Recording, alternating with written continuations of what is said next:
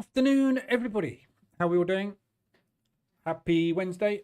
It is Wednesday. I think it's Wednesday. Hopefully it's Wednesday because I'm here in the afternoon. This is when I do Wednesdays. So if not, I'm in the wrong day. Who's morning? Meh. Ma. Mema just killed a man. Sorry, just reminded me of Queen. Morning, Michael. Can finally join the live streams due to time difference. Excellent. Always good. Morning, Crom, Virginia, Mumo, Brian. Afternoon. How are we doing? Right, market's just opened. We'll see where we go today. No pre-market trades today. The pre-market far too small on the Dow, less than 10%, and the same with the NASDAQ, less than 10%. So no pre-market range trades this morning or this afternoon, wherever you are. Opening ranges are massive. Lots of volatility coming in on the Dow at the moment. Very big. Nice big move down on the NASDAQ as well. So it is earnings now. We are finally in earnings fortnight. So we are here Wednesday. So we've had ADP pre-market and aftermarket yesterday. We had Starbucks.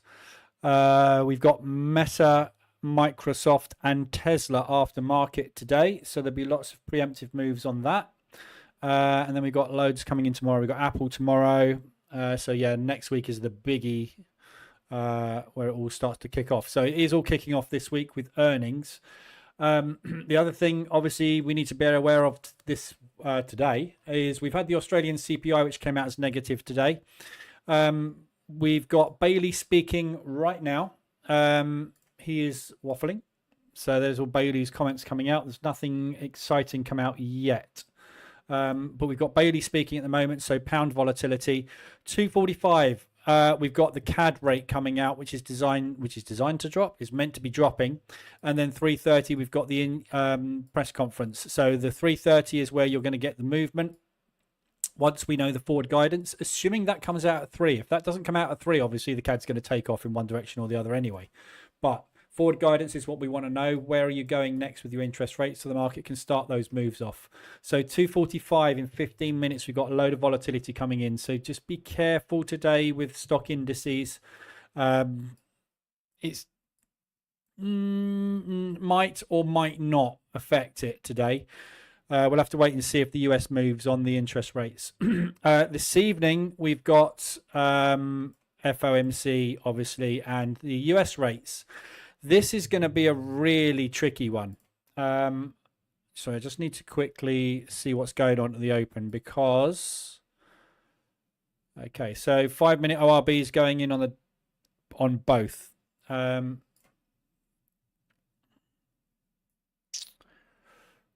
much do I need? 700. So I'm just going to try and get this combine over the line this afternoon. So I might try fairly aggressive ORB.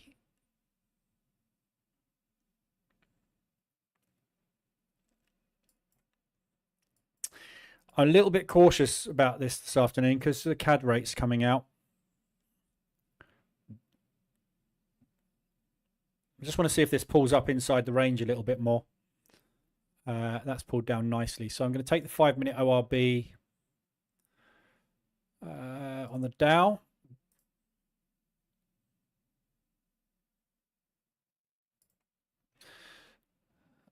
There we go. NAS has gone up a little bit. So if we do break, we should get a clean break to the downside. I'm going to go with 3.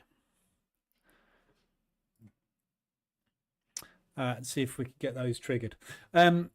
So this afternoon, Peter, this is a real tricky one today. This is probably the trickiest FOMC I've had for a while. Reason being is Trump has said, the Fed have come out and said they're not dropping the interest rates. Very little likelihood of that. And we're only looking at maybe 0.5% drop, if that, this whole year at the moment, the way that the inflation is, and it's very sticky in the US. Trump has said in no uncertain terms, and he reiterated this week as well, he will be doing a reshuffle of the Fed if the Fed don't do what he wants, which means that Powell's job is potentially on the line if Powell doesn't do what he wants. And what he wants is interest rates down. So this evening, Powell is going to be under a lot of pressure, and the Fed is going to be under a lot of pressure to reduce these rates. They don't want to do it, but I don't know whether or not Trump is going to be like strong arming them into it. So there is a possibility, I think, this evening, of that coming out at 4.25. And if that is the case, you can kiss that US dollar goodbye later. So very, very difficult one to call today because of the pressure that Trump's putting on the Fed. So we'll see what happens. That press conference is going to be very interesting because I get the feeling that Powell's going to use that to have a go at the administration and see basically, what comes back from that at the end of the day. So anyway, massive interest rates today, volatility all over the place today. So just hold on to your hats. Luckily, I'm fairly flat. I've got very little exposure on at the moment because I've banked everything. I'm up 14% on the month. If I can get this over the line on the CAD interest rate, so this is obviously Euro CAD, I'm short. If the CAD interest rate it doesn't drop, obviously this is going to be down here and I'm going to exit this as well. If it does drop, could go either way because we've been expecting it and it's factored in. So I'm hoping to get out of this afternoon and I'm flat and I'm done for the month. 14% and a flat P&L at the end of the month. Can't ask for much more than that, can you? Anyway, we'll see what happens. Afternoon, Ismet. Let me just quickly check what I've just triggered. So I'm short NASDAQ. There you go, short NAS on the ORB. David, afternoon. Late fee to check out the goat at work. Late fee. I could charge you a very late fee. If you could turn up a little bit later next time, that'd be brilliant. Then you have to pay twice as much. I'm only joking. Thank you very much for that $10. That's very much appreciated, David. Thank you very much for that. Been back testing the support resistance EA on indices, but only close oldest trade once the fourth trade. Once you're in the fourth trade, target is all-time high. Results look really good. Good approach. Interesting. So support resistance EA on indices.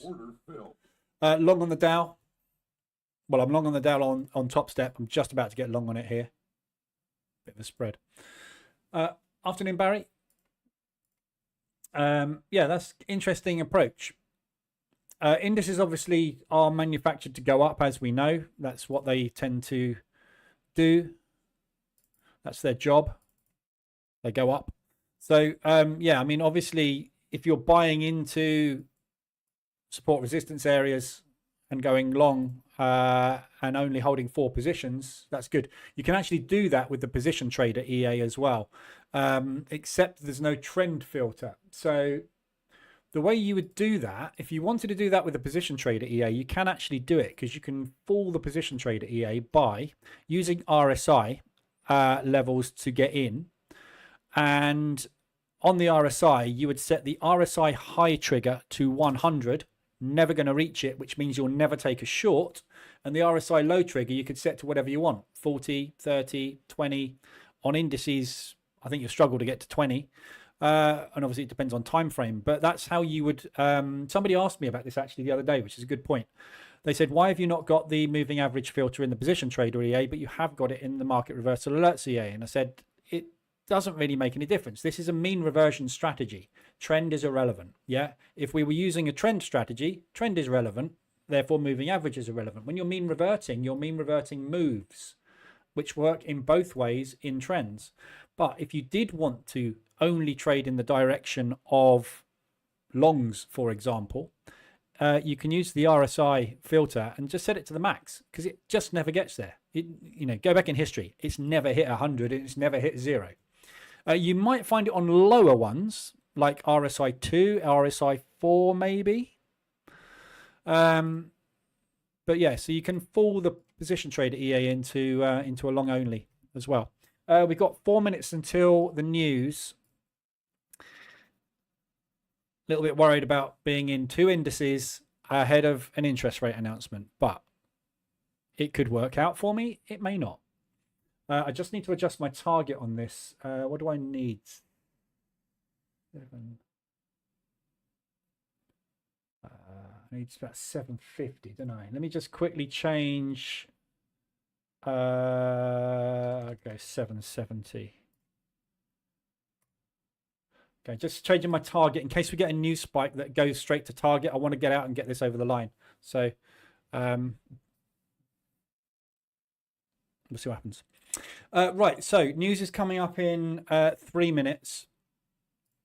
So we'll watch, might as well watch the Euro CAD because that's what I'm in. ADRs today, there aren't any. Nothing's hit average daily range yet. Nothing's hit range this week. It's FOMC week. Typically we get rotation ahead of FOMC and then the move happens on the Wednesday. So this is totally normal. ADRs are dead. RSIs very much dead as well. Pound odd is pretty much the only thing that is still extended and embedded on the 4 hour. So good short opportunity there. I got out of the longs on Monday. I haven't had any new opportunities to get into any new trades this week. Aussie US is another 4 hour extension to the downside. Got out of all the longs on that last week. Again, all of these I could have taken a little bit more on, but there's an opportunity to go long there. So market structure looking good. So you got a high, low, higher, high. We're looking for a higher low to go in. So that's a good long opportunity there. But obviously bear in mind it's FOMC day. Anything can happen today. So if you're trading the US dollar today, you're basically flipping a coin as to what's going to happen this evening. US dollar CAD is extended on the hourly. That's the only thing. It was extended on the hourly. It's just coming out of resistance. So very marginally extended. Again, I wouldn't really get involved in this ahead of this evening because this evening it's going to be a totally different thing. So what am I in? Euro CAD. We will have a look at the zones in a second as well. Just get the VPS open. But we'll watch this and we'll watch the indices as the news hits. Today I've banked whatever I've banked. I posted it in the Discord. What did I bank today? Aussie New Zealand. So that closed out today for just under 0.5%. Need to go out to the 4 hour time frame to see the trade really, but it's there. So out of that, this thing just sat sideways forever. So 0.5%, I'm happy with 0.5% after sitting through the thing for like 6 weeks. Literally, as soon as I got into it, it just went, I can't be bothered. That's what happens, isn't it? So yeah, so out of that today. Okay, let's watch Euro CAD. Let's get down to a more visible time frame. See where we go. Afternoon, Barry. I think I've already said that. I forget what you named your new EA, Zone Trader. So that is this one, Zone Trader EA. It's that there, which is basically the support resistance propulsion. Well, it's just a support resistance EA, basically. Which we will look at in a minute on the Zone Trader account, which is here. So I've got to adjust all the zones today. So we'll look at all this today in a minute. I just want to watch the news first, which is now out.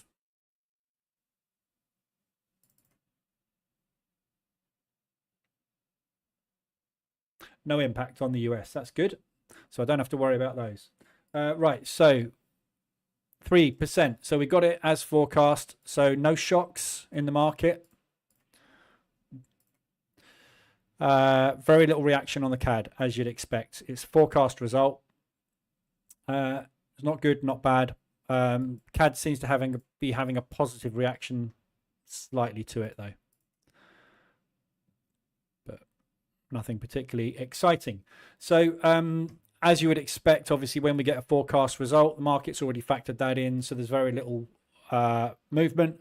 So this is what we're focusing on, 3:30 in 45 minutes. So the Bank of Canada press conference, this is where they're going to outline the forward guidance for the next quarter for interest rates, what their view on inflation and employment is, and basically give the market an overview of where they think we are going economically for the next quarter to 6 months, and obviously long-term yearly view as well. So this is where we're going to find the movement this afternoon at 3:30. So the Canadians will obviously tell us where they're going or not, in which case then the market won't do anything. But if we get some decent guidance and hints, which the Bank of Canada usually are pretty good at, same as Euro, we should get some kind of movement starting this afternoon, so as the market tends to drive in or out of the CAD. However, obviously today is FOMC day, so the market might be reticent this afternoon to put a lot of money into anything, especially the stock market, because until we know what that interest rate is going to be, we don't know whether to buy the stocks today or whether to buy them tomorrow. Because tomorrow, if this all goes wrong, the US dollar could be way down or way up. So it might be that you want to buy your stocks today. It might be tomorrow. So they may want to wait and see, which means everything may well stagnate until 7 o'clock this evening. Indices at the minute aren't really doing a lot, as you can see. Nice breakdown on well, I say nice breakdown. We've broken down on the NASDAQ, but we're not really going anywhere. Let's look at where we got downside targets today. Yeah, so we are attempting to break into this accumulation here. It's going to be a tough area to get through that. So this is yesterday's break and retest. So that's where the buyers are sitting at the minute. So that's where we're going to find resistance support today. So hopefully we can get down to test that. Just from a purely selfish point of view, that area will probably give me a pass.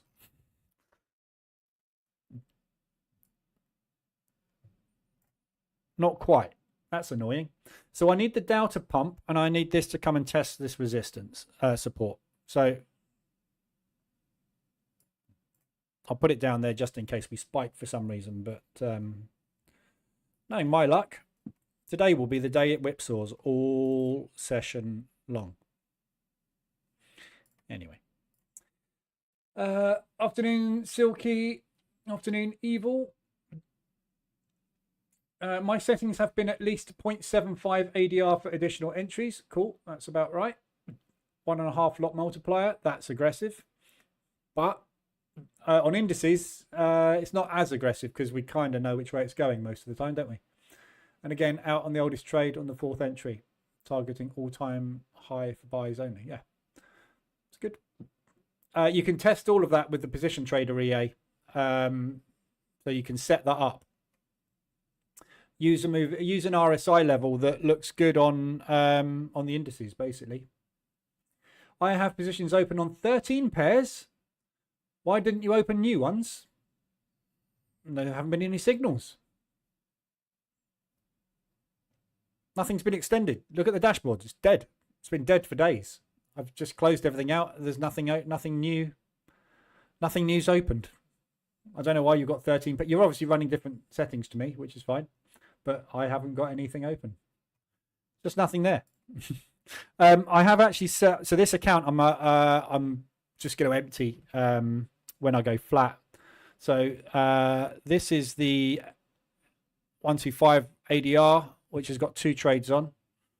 There's nothing on RSI mean reversion. There's nothing extended. There are no RSI extensions. My RSI extensions are the 21 RSI on the hourly, 70-30.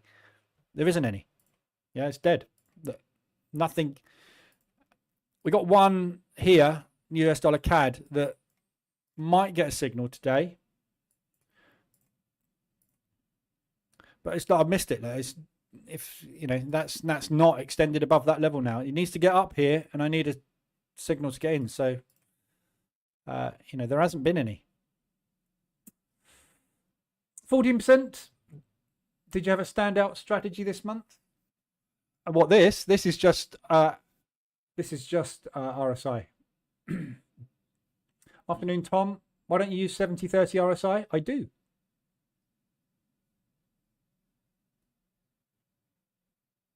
This is M15. Oh, no, it's not. Sorry. This is H1 RSI. I'm using the hourly time frame for entries, though. It's much better. I prefer it. Doesn't matter. Use anything.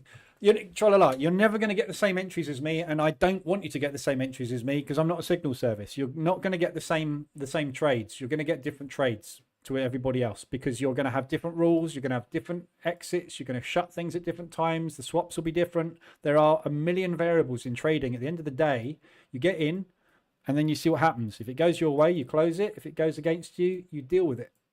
Doesn't matter how you get in. Basically, I'm using the H1 RSI on this chart. So when the H1 RSI gets above 70 and we get a signal above 70, I get in. But it needs to be above 70, and nothing's got above 70. So it's just nothing, there's nothing to get into. It's been a really flat. If you go through the pairs and look so beginning of January here, look. Yeah. There was a long entry there taken. That didn't give me a signal because it didn't get far enough to get a signal. That didn't give me a signal because it was part of a mean reversion news spike. So there are no trades on US dollar CAD this month. There hasn't been any. US dollar Swiss. Entry there. Done. Didn't get that because short trades are too expensive. There was an entry there, but price moved too fast and didn't get it on. But I couldn't help that. If I was trading on the 5-minute time frame, probably would have signaled that and I'd have been out of it, but I didn't get it, which is tough on me. It worked. I just didn't take the trade, or the EA didn't take the trade. New Zealand US, long there. Yeah, so that was a long, got into that one. Didn't get that, all happened too quick. Didn't get that, all happened too quick. But even if I had have got it, I'd be out of it now.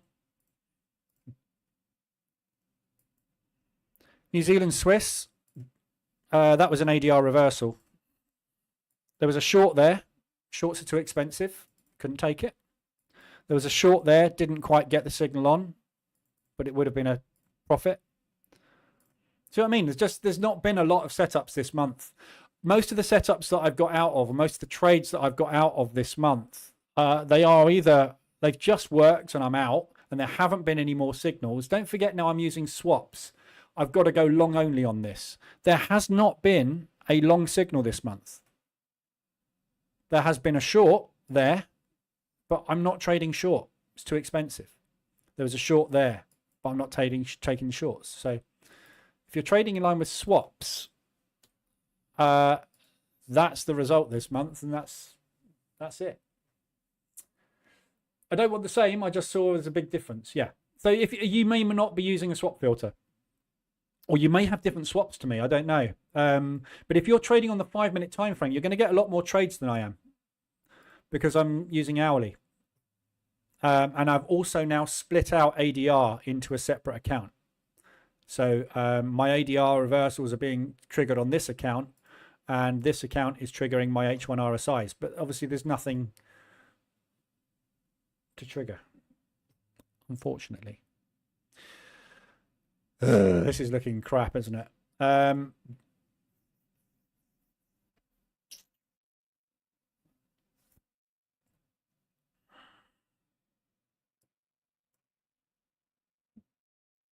Just going to cut a little bit of loss off that DOW. Nasdaq's working out so far. Oh, bloody chart.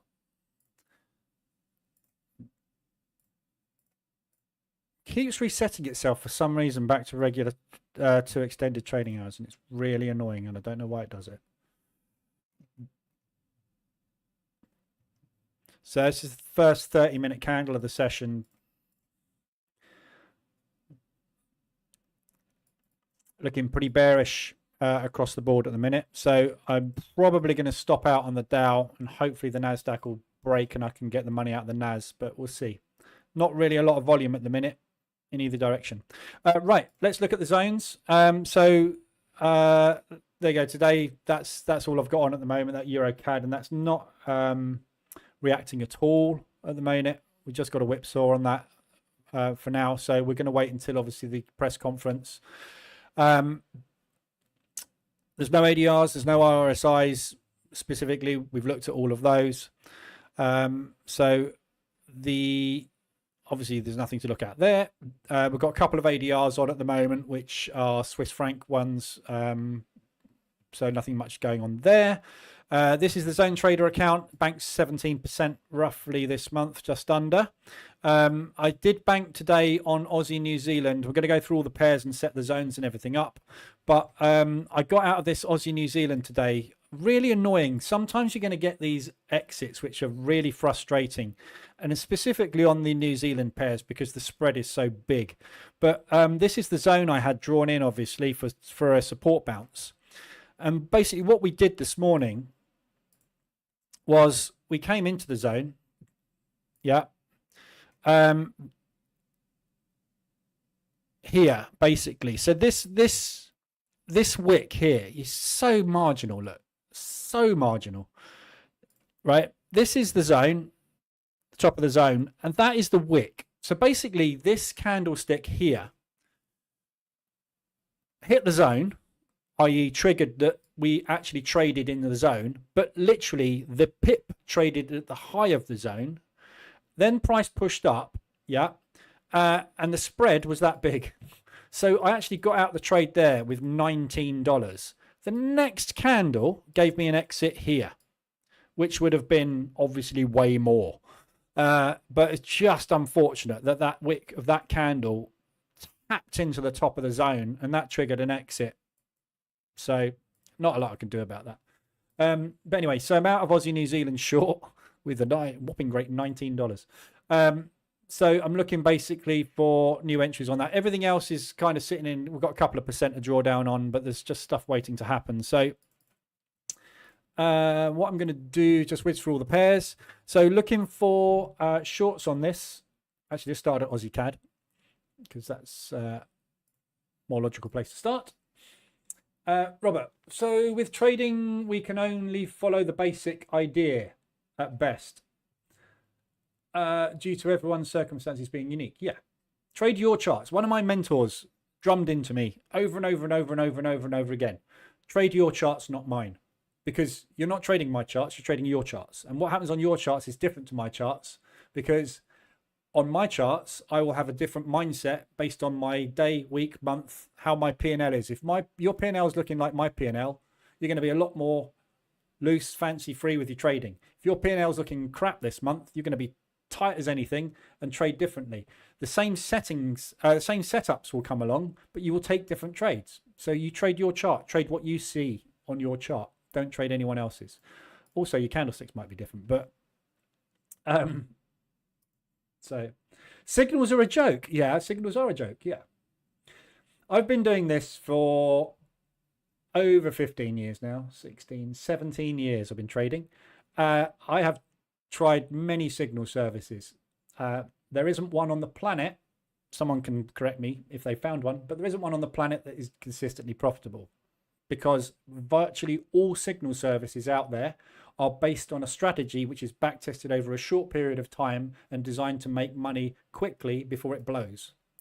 And that's the reason signal services don't work long time, because they're not long-term strategies. There's no long-term edge, and they do not diversify. They don't change. Yeah. So if the market conditions change, they keep pumping the same signal out. Yeah. If you've got a trend strategy and the market is going range bound for a year because the interest rates have changed and there's no reason for that to trend anywhere, they will just keep pumping crap out. When it's trending, you'll be going, this is the best thing since sliced bread. And you'll suddenly go, I'm going to give up my job. And as soon as you give up your job, that trend will stop, that signal will dive, and the whole thing will blow up. Doesn't work. You can't follow other people. You're also never going to have the same spread as me. You're never going to get the same execution as me. Your broker will give you a different price. You may have different margins, so you won't get some of the trades on that I get on. Yeah. I will make decisions based on what I see on my chart, and I will close out a trade, and then 30 minutes later I'll tell you to close the trade out. The thing will have moved that far, and you'll take $200 loss on something that I made $200 profit on. Not my problem. It doesn't work. Learn to trade. If you can't learn to trade, be bothered to learn to trade, obviously. Don't do it. This is a business, and you are in charge of your own business. That's it. How you run your business is entirely up to you, but don't get someone else to run your business for you. It doesn't work. Silent Bull. Haley, it's okay to have 2 to 3 trades open. I just keep closing them as soon as I have some profits. What's the problem with that? Oh, damn, you keep closing trades out in profit. That's not a problem. And keep them open. And when it is over 4 to 5 trades, I just wait till they close out or do aggressive drawdown control. If I have 2 to 3 trades open, I just keep closing as soon as I have some in profits. That's fine. I think that's what I've understood. Yeah. If you're talking about position trading, yeah. So position trading is all about making money. Yeah. It's not about getting it right. It's about getting money in the account, in the P&L. And the way you do that is you take trades, and if they work out, you close them and put them in your P&L. If they don't work out, you adjust your price to a different level and wait until they do work out, and then you close them and put them in your P&L. That's what trading is about. So how you close them and when you close them is the difference between making a 5% average a month and a 10% average a month. The people that can hold their trades for longer will make more money than the people that close them early. But at the end of the day, if you're doing that, you are in the 95%. So how you execute aggressive drawdown control, if you execute aggressive drawdown control, how much drawdown you let your trades go into, how many positions you have open before you start closing, whether you close half of it, all of it, third of it, whatever, is all completely discretionary, and there is no right or wrong way to do it. So this is why the Position Trader EA has got so many settings in it that allow you to configure it as you want it, because there isn't a good way to do it. There is a different way to do it every time. So if you're getting out after sorry, one sec.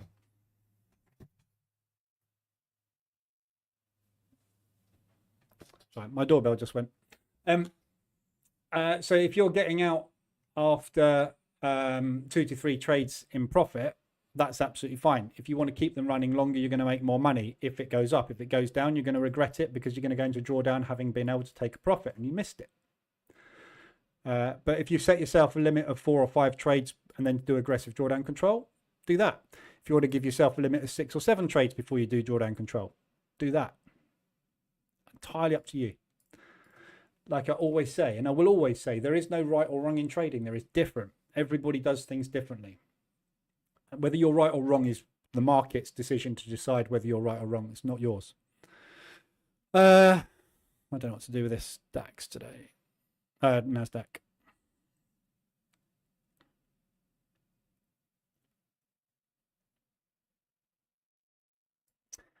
Just going to reduce risk. And no, I'm not. I'm going to close it.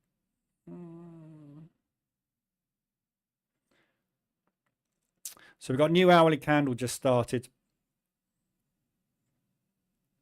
I'm going to reduce the risk. So I'm down to, I'm going to reduce the risk right down. So just reducing risk down to 370 on both. I don't like the look of it at the minute. It's not going anywhere. Just being a bit cautious because I'm so close to target on this combine. I just want to try and get it over the line. So I'm going to tighten up the risk a little bit on it. Right, let's do the zones. Do you still use 6 bars? Well, I'll do the zones in a minute. Do you still use 6 bars for the opening range? I found it to be a lot better with 8 to 10. Use whatever you want. Yeah. Up to you what you use. I'm using 6. But yeah, if you want to use 8 or 10, use 8 or 10. It's this price action that you're talking about before the open. It's completely random and different every day. So whether you use 6 or 8 is irrelevant. Whatever you do in a back test, you'll never get in a forward test anyway. So you've just got to pick one. I chose 6 because 6 is representative of 5, 10, 15, 25, 30. So I'm the only reason I use 6 is because it's 30 minutes. If you use 8, you're using 40 minutes. If you use 10, you're using 50 minutes. But it just makes more sense. So what I'm saying is, look at the last 30-minute candle. If the 30-minute candle before the open is within 10 to 20% of the opening of ADR, try and find me a range in there that works. So that's the only reason I settled on 6. When I did my back testing, there was very little difference. And when you find, so I've got a system parameter permutation test here actually. So when you find that there is very little difference between 3 or 4 different permutations on an individual input, like this one is testing whether it's best to use 5, 10, 15 or 20% of ADR as a stop, there's very little difference. It doesn't matter whether you use 10 or whether you use 15. They all appear in the top results. However, it's telling me that using 20% is nowhere near as good as using 10 or 15. Gave much better results. So when I did my permutation testing on the pre-market range to use, I found that there wasn't a lot of difference between picking an hour or half an hour, but there was a big difference in going for the 15 minutes before. But if you look at it, what you will find is if you set anything over 3, you get roughly a 15-minute anyway. So if you look at the pre-market range today, oh, they were both really tight today. They didn't work, did they? But if you look at that 15-minute there, and the difference between the 15 and the 30, yeah, it's difference between that and that. The difference between those two and that means that today you would have got that pre-market if you'd have taken that candle into account, which you probably would have got that today. But another day, what will happen is you will take one like that and it will whipsaw you and you will get hedged, whereas I won't, because I won't have taken that because I'm set to this, but I will get the opening range breakout. It's totally swings and roundabouts. There isn't a setting that you can pick here that is better or worse than another. When you back test it, they all do something. And as long as when you're doing your testing, all the permutations come out profitable. This isn't a good example because this is a test that I'm doing to prove something that doesn't work on the DOW. But let's use this one. So when you've got a test like this, which proves that all permutations are profitable, there we go. It's 1,300 permutations here. There isn't one that doesn't lose money. So I've got 1,300 different systems out of 1,700 systems here that do not lose money. It doesn't matter which one you use. Every day, one of these is going to occur, and it's either going to be binary, right or wrong. This is what robustness testing is about, is to prove that it doesn't matter what you use. If you do a certain thing every day using a variation of inputs, they will all produce alpha at the end of the year. Just use them. It doesn't matter. It's all about the long-term edge, and yours will have exactly the same edge. It will work. That's the important part, that it works. Just about to stop out on the NASDAQ on this account anyway, and long Dow. Right, let's look at the zones. Aussie dollar CAD. I'm just going to go through these. I'm not going to look at any that need no work doing. There you go, stopped out at NASDAQ. Let me just quickly decide what to do with that. I'm not sure if I want to take the 5-minute ORB long or not.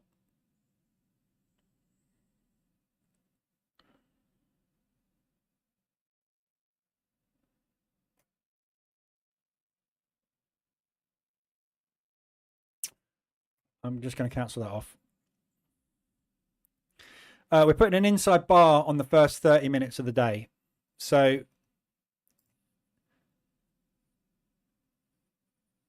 that's not pre-market again. Why is it changed again?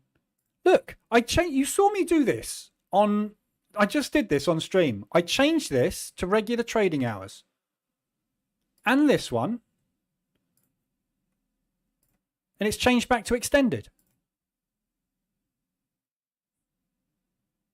Am I going mad? Did I not just change that? Oh, it's driving me nuts, this platform. It keeps doing this. I just want to see the open. I don't want to see pre-market. I just want to see the open. It keeps changing for some reason. So this is the 30-minute I'm looking at here. So that is also the 5-minute ORB. And at the moment, it looks like we're putting an inside bar in. So I'm just going to give it this 30 minutes to see what happens. If we get an inside bar in the 30 minutes, I'll try and take a break of that 30 inside bar, which is going to be the 1 minute initial balance. The 1 hour initial balance, because it's not going anywhere at the minute. It's probably going to re-break short now. I've got stopped out, obviously, because that's what the market does. It stops you out and then it goes. I get you. Thank you. I've never really thought about it being the 30-minute candle. Yeah. The market's 30-minute candles in stock indices specifically are much more important than anything else, because this is how sort of market structure is built on stock indices. So when you're looking at a TPO chart, a time price opportunity chart, and market profile charts, they work on 30 minutes. So it makes sense to work in 30-minute intervals, which is why I have the 30-minute here. Yeah. So if you look at a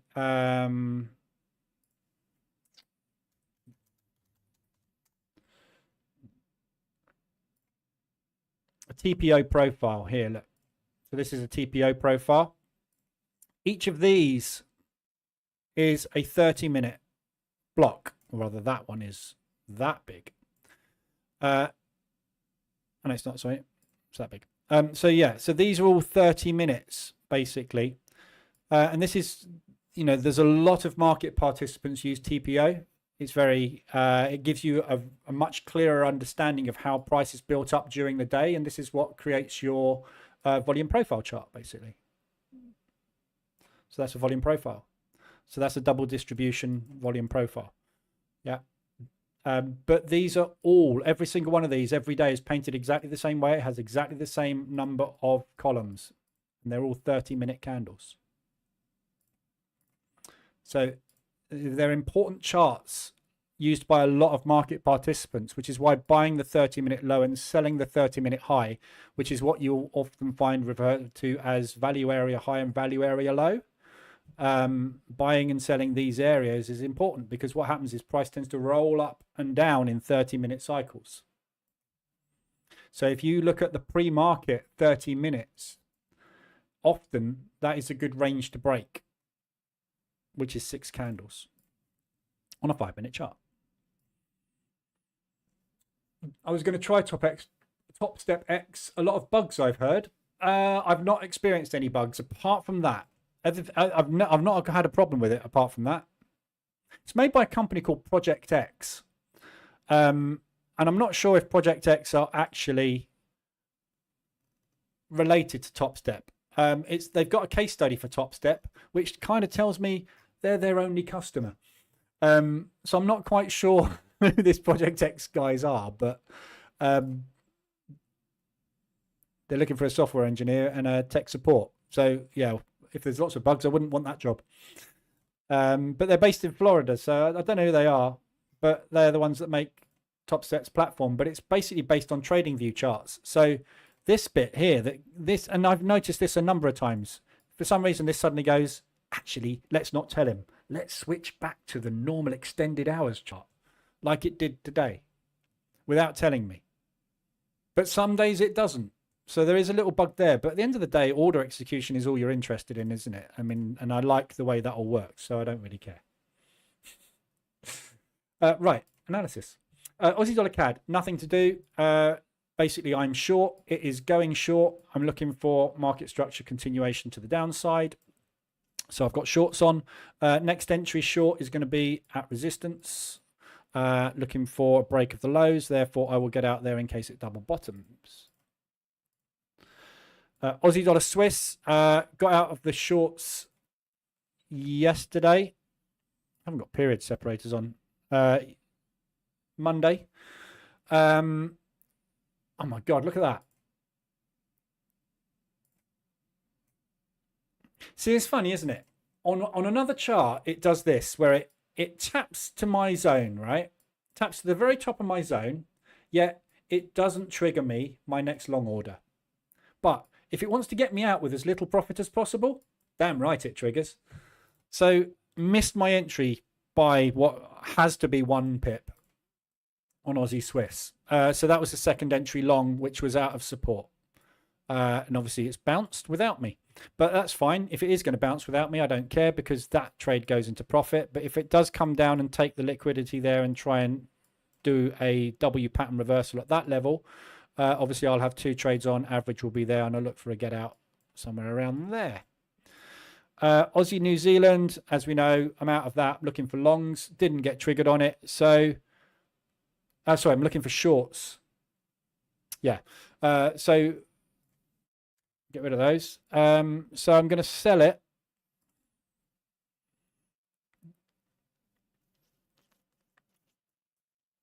So mess, absolute mess. I mean,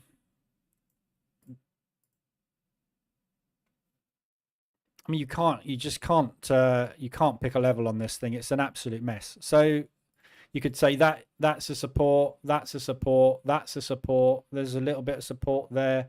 That is the most obvious level, which we've just bounced out of. But I want to get short. So, you know, where do you pick to go short on this, on a pullback? I mean, it's just a mess, isn't it? So I'm going to go and look at these lows here. So we got this high here.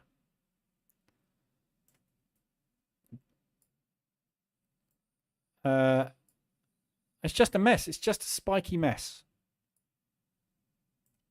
So this is the week so far. Let's look for a 50% retracement on the week. See what happens. Aussie US, second long taken. Target is the high. Need a new buy. Obvious support resistance is there. I'm ignoring that spike down there, which is news, but this is the area we hit. We bought it. Sorry, we sold it. We hit it, we sold it, we sold it, we sold it, we accumulated, we broke it, we used it as support multiple times. We had a news event which spiked and whipsawed. Then we bought it and bought it again. Then we came down and we bought it and we bought it. This is where we're buying from. So I will buy if we get there. Looking to get out on the highs, assuming that this is a market structure break to the upside. Previous high is now broken. That's a wick off spring. That's an accumulation at the highs. There's your new high. So that is your low high, looking for a higher low to move up, or that is a false breakout and we're going to form a range, in which case then I'll get out when we come down and test this low, after we've tested that low rather. So that will be my next entry here, and if that fails, next entry will go in there, average will be there, and I'll be able to get out on a 50% retracement on that leg. CAD Swiss, got buys on. It's not going anywhere. I'm looking to get out basically on this area here. Next buy, I'm not interested in this little bit here. It's just, so if we get down into those lows, I would take another position. Average will come down to there, and then I'll look for some kind of retracement, and we're going to form basically a range here. But obviously Canadian dollar is going to move today in 10 minutes when the press conference starts. In the next half an hour, we'll get some movement on that, hopefully. So Euro odd, shorts at the moment. It's not going anywhere. So next short is at the highs, exit range low. Euro CAD on a 4-hour chart, which is bad news because it means it's not doing anything. So no difference. So I'm short. Next short is going in at the all-time highs up there, or the last monthly highs. Just looking to exit here in case this new high becomes market structure long. I'm looking for a 71.8 retracement down into that level. So that's where my exit will be for the shorts. Again, that's probably going to move on the news. We are first long entry Euro Swiss. So I set this one up yesterday. I got out that long there, and then it pushed up. So I looked for a pullback into this area of support. Yeah, which we've done. I've now entered long, so I need a new long entry and an exit. That's too close.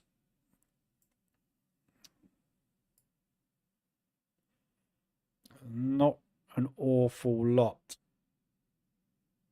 So I'm going to pick that area there, that whole zone. So these highs here are basically an area we couldn't get through. And then we took a run up and we broke it, tested it, and bounced. So everyone that was short here flipped long here. So there are buyers there. If they do not hold, we will come down and we will test those lows, in which case we're going to find buyers at the lows. So that'll be the second entry. Average will be there, and then I'll look to get out on a retracement on that leg. Upside target, if this trade works, market structure is going to go long. This is a 50% retracement, so I will look for... I'm going to move this to there because I'm going to look for the gap fill. We've got a little gap in here. And they got that high. So I'm going to look for market structure to be that. And if it can't get out of those highs, it will double top and form a range, in which case then I'll exit my positions up there, or position. There's only one at the minute. Euro pound, have shorts on, had an exit on this today.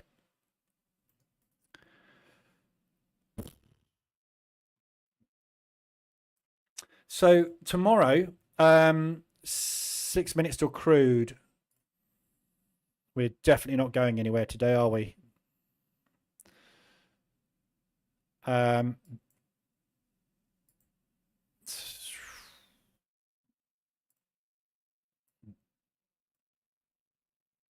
It's not going anywhere. I'm just reducing risk more because we're stuck. There's no point in taking a full risk on something that's not moving.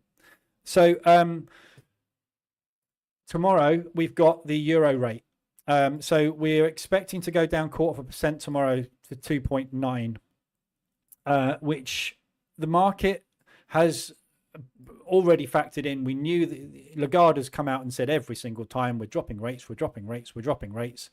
The market isn't going to be shocked by a drop in rates.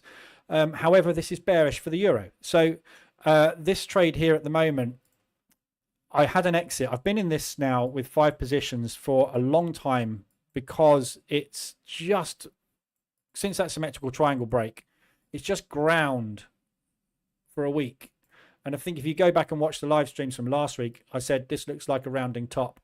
And it looks like we're going to come back down and we're going to test that symmetrical triangle break. So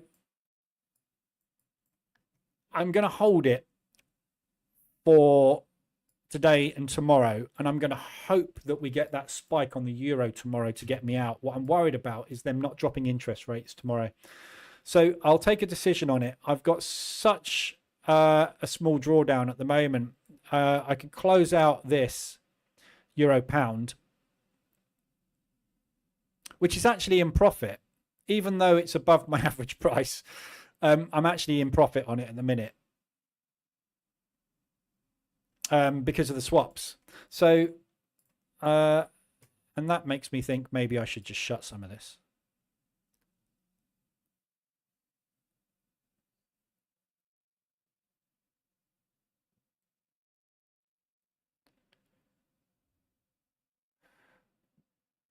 I'm going to err on the side of caution here. I'm just going to close that one, which is the oldest trade, and I'm going to close that one, which banks me 130. My average price when it comes back in, when it's recalculated on the next candle, is not going to be much different. And as you can see, I'm now $83 in drawdown on it, but I've banked. And it means that if it does push up again, I can now take another short if we retest this area here. So we got this area here, which we retested multiple times. We rebought it, bought it. We managed to get through, and then the buyers tried to buy back in and failed dramatically. Yeah, so that area there, if we can get back to it, we're likely to find this high holding, and this will be a retracement into that for a new leg down if it pushes back up. But it makes sense to bank some of this and just reduce the drawdown because I've been in it forever. What seems like forever. So I just want kind of to reduce the risk on it a little. I could close the whole thing out and be done with it, but we got news and I think it may well go bearish tomorrow. So that's the only reason I'm going to hold. Euro New Zealand, shorts on at the minute. Nothing changed. Next sell up at the highs. Next buy, or rather exit for my shorts. If we break this level, we're going to flush down, and I think we're going to flush down into this area here, which is the previous highs that we broke. It was a bit of a messy retest, but it did retest that area there. So that's where I'm short exiting. Euro US dollar, got shorts on, that's in profit, looking for a test or to complete this propulsion gap basically. So this area here we retested, so I'm looking for them to just come and test this area again. Obviously FOMC this evening and tomorrow with interest rates could be massively different. So yeah, fine. Pound odd, looking for longs, can't get down. So this is where I want to buy it. This is the news that broke the highs of the range that we sat in for almost a week. So yeah, looking for a pullback long on that one.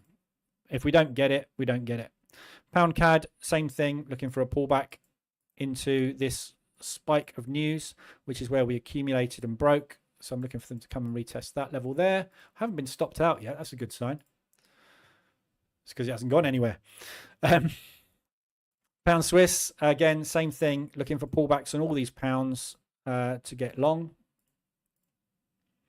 Pound US dollar, have shorts on, just the one at the minute. It's not really going anywhere since I got out of all the longs.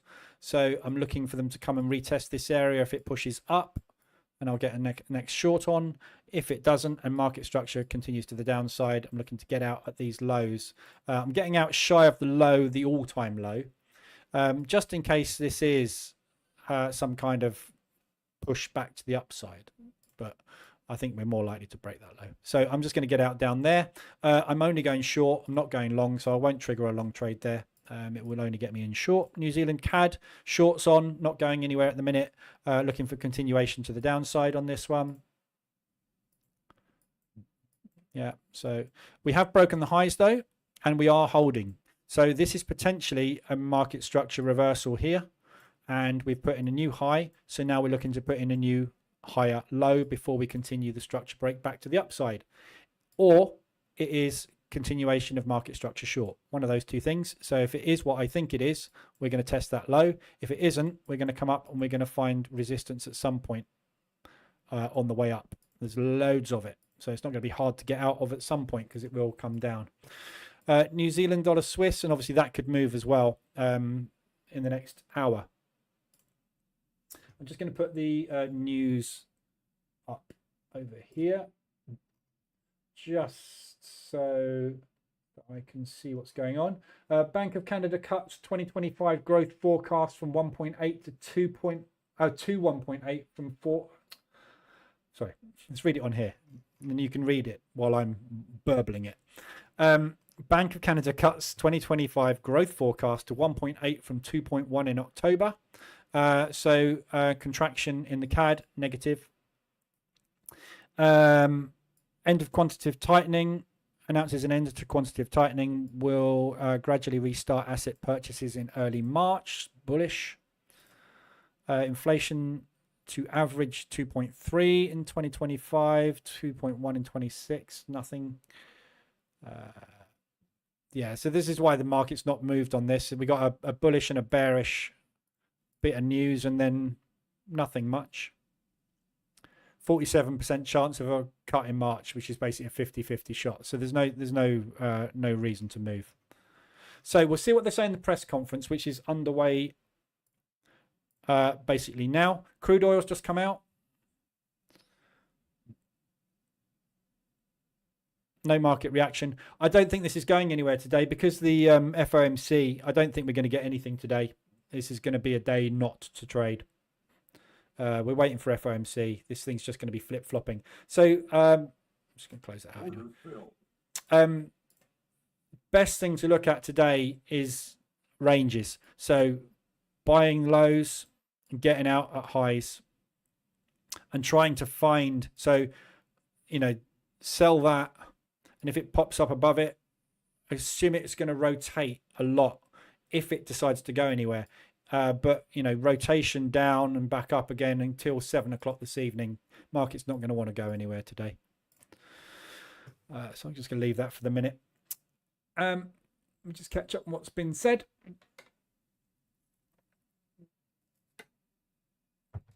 Staying away from Apex at the moment, Brian. Letting the lawsuits play out. Is there lawsuits going on? Didn't know that. Yeah, I haven't used Apex for a long time. Far too hard. Take Profit Trader and Top Step if you do want to trade futures. Prop is the place to be. Top Step and Take Profit virtually identical now, except Take Profit Trader is more expensive. So, but Take Profit Trader allow you to withdraw 100% immediately, whereas Top Step you need 5 days at $200 to get a withdrawal, and then you can only take half of it. So Take Profit Trader is actually better from a withdrawal perspective, but it's more expensive to do the evaluations. Everything's got a plus and minus. Afternoon, Plowman. Right. New Zealand dollar CAD shorts on at the moment. We haven't gone anywhere this week yet. So hopefully that will move in the news. Highs, lows, waiting for movement. New Zealand dollar Swiss buys on at the moment. Next buy is going to be out the range low. Looking for market structure, which is really messy. We've got that range. It's basically range. So this is the first real break of the range. Obviously, all we did was we went up into resistance, which is where I took the next short. Sorry. Was that the first buy?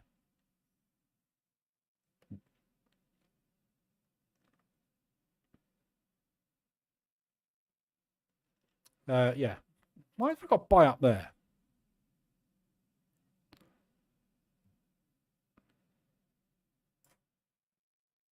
Can't remember why I got into this. Anyway, seems like an odd place to buy. That's where I'd be looking to sell. Or was I buying that break? Maybe. Oh, I can't remember. Anyway, so yeah, I'm long, looking to get out up at the highs there. Be watching this area here, which is where we broke down and started the structure to the downside. So I'll be watching that area as well. Actually, now I've got 2 trades on. I'm just going to adjust that to take the supply area into account. So we've got supply demand as well at play here. So I might just, I'm not going to get shorts on. I'm only long only on this. So I'm just going to move that down. So somewhere from where we started the breakout, retest and continuation. So that's where the sellers took control. That's where they added to their positions. If they are still short, that is where we will find resistance. If they are not still short, we will blow through that level and we'll come up and test these highs here. So at some point when we get some bearish price action in this area, I'll get out of the longs. New Zealand US have sells on, looking to get out down here. Again,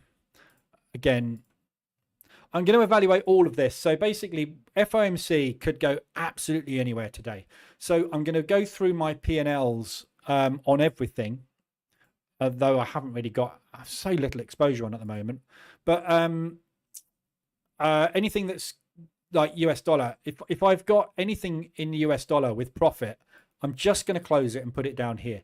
Because if it all goes against me, yeah, so I've got $160. It's not a lot, but it's enough for me to go, I'll take that. New Zealand US, I'll take another 120. US dollar Swiss, I'll take another 100. I'll bank that $400-500 in case it all goes against me. If it all goes against me on FOMC, I'm stuck in it and I've got to work my way out of it. If it all goes my way, damn, I could have made a lot more money. But it could go against me and I have to work it for ages. And for me, I'd rather bank 500 right now that I can spend than have to sit through some potential shift in fundamentals because Trump has banged Powell on the head and said drop the rates without wanting to. So just I I'll keep this open now.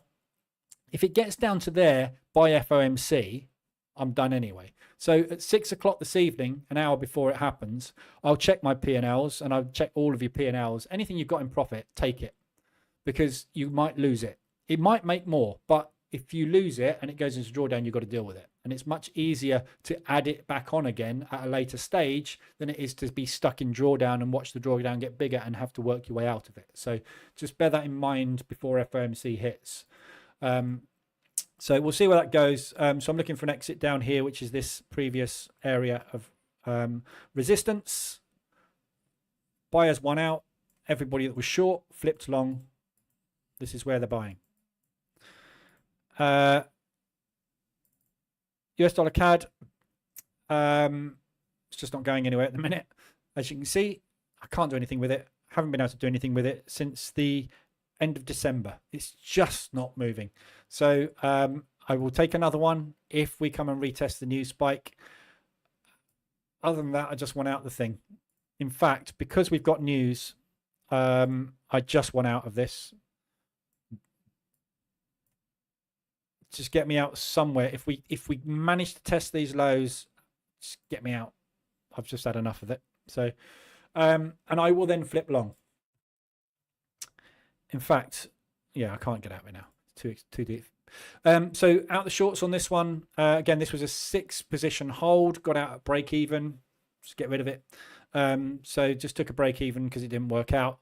Long on it now, and looking for an exit on a new high. We'll obviously see what happens with FOMC. I mean, FOMC's fate. If not, second entry is going in at the lows. US dollar yen, that's it. So that's everything. I'm not trading the yen at the moment. If Virginia's in here, she'll remind me of that. He. I don't, this is the trouble. I don't know who anybody is. Might be male, might be female, might be half and half. Don't know. Who knows these days? So yeah, that's it. That's all the zones covered. So I've got 17% banked now. I'll post that out in the group. And obviously, opportunity to bank about another 1-2% ahead of FOMC if it allows me. So I will see what happens a bit later on, and then obviously everything else I'm dealing with. But the only thing that's in any kind of drawdown at the moment is that US dollar CAD. But it's been in drawdown like that for, coming close on to 6 weeks now. Just can't do anything with it. So if it gets above 6 positions, I will start to cut it and take some losses on it. But can't do anything with it. If it's not going anywhere, I'm not going to do anything with it, basically. I see you put out new videos on the PTEA, RSI, and ADR strats. Yep. So I'm revamping the website at the moment. So these are the old pages, which were very text heavy. And I wanted to make things more clear, visual, and simpler to understand. So the new pages, I'm going to work for the entire website, but the Position Trader EA is what I use most. So this is the new pages, basically. So we've got new videos, and all the videos are going to be under 5 minutes long, which just basically, this is just explaining what the EA does. Basically, kind of explains position trading in basics. And then this is the RSI strategy, 3 minutes long. This is the ADR strategy, 4 minutes long. And then there's a text explanation for people that need to translate it. That basically text there kind of explains what this video says. These are the main things that it does. Yeah. And just a little bit about position trading and going through all of the features and functionalities in very simple form, like entry signal. It uses a moving average, and it tells you in a sentence. So I'm just trying to simplify things and make everything clearer, because as you know, if you've been in here for any period of time, I go into a lot of detail about everything that I do. And the problem with that is there's a hell of a lot of stuff and people can't be bothered to read. They want all right, what does it do? Give me the basics. Yeah. So the basics are there if you want the basics. If you want the detailed, there's that. There's 5 days worth of content. So just trying to simplify it. And obviously to do that, I've had to create new videos. And although these videos are only 5 minutes long each, it's taken me 3 days to produce them because I've got to write the scripts. I've got to do the graphics. I've got to create the videos. I've got to do the voiceovers. I've got to edit the voiceovers. I've then got to create the animations to explain the voiceovers. And on video, it takes a long time to do all of this stuff. But yeah, that's basically all I've done is I've just redone very simple explainer videos is what they are. And I'm going to do it for all. I started doing it with the Zone Trader EA because if you look at the Zone Trader EA one, this is only 4 minutes long. And it's basically just an overview. I go through it every day in here. I show how I use it. And every day with the Position Trader EA, I'm showing you all my trades, how I use it. So if you want the detailed bit, it's the live rooms, isn't it? Canadian dollars on the move. Oh, you git. I knew it. Just closed it.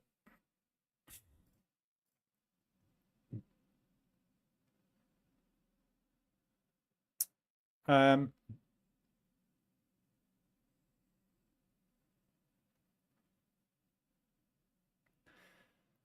just coming up on yesterday's high on the Dow at 45,160.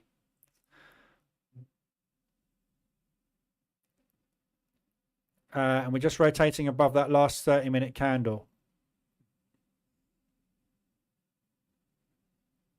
So I might try a short on this. Just a little one.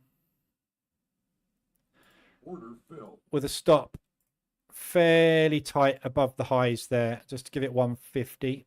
And then if that does reject, so what I'm looking for is a rotation out of that high back down into here. And assume that we are just going to continue to grind up. So I'm just going to add a second position here. And then, where's my TP? Miles away, look. And then we'll see where we go, because we might reject this high. This might be a high rejection going on. Obviously, it doesn't need to hit the level, but somewhere around this area. Nasdaq's broken short. Again, just stop me out. Literally stop me out. I should have left my stop where it was. Gutted. This is trading. I'm $300 down. I got both calls exactly right today. Just put the stop in the wrong position. What do stops do? Stop profit.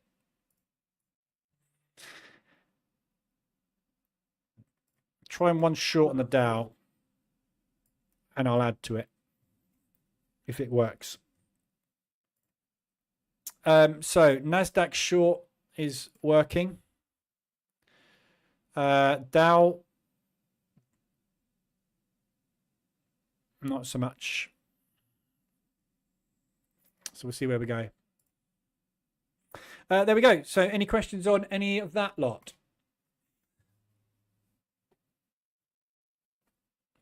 Go back to the bootcamp streams. That will really throw everyone off. Yep. I'm going to bookmap. Oh, the bookmap streams, not the bootcamp streams. Bookmap, yeah. Yeah, I mean, bookmap is the same as this.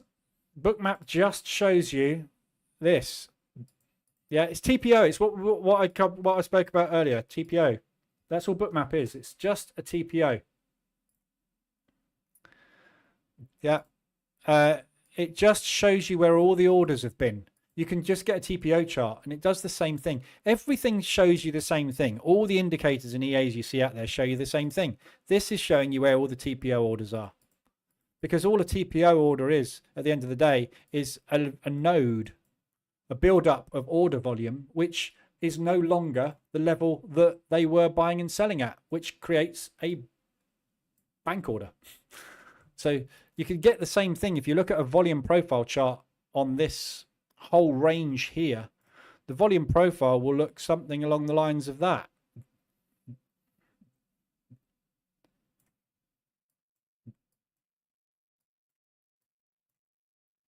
So if you're looking for areas that price is going to bounce at, if you'd sold here, yeah, that's where you would get out of your shorts. And if you're looking to get in long, that's where you'd be looking to, if you're a bank, that's where you'll be looking to get in long.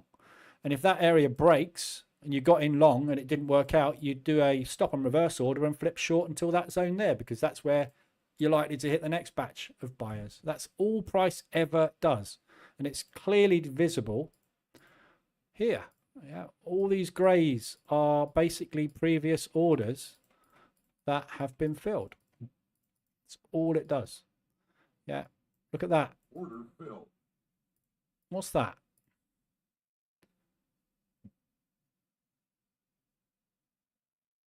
Oh, that's my second order short on the Dow.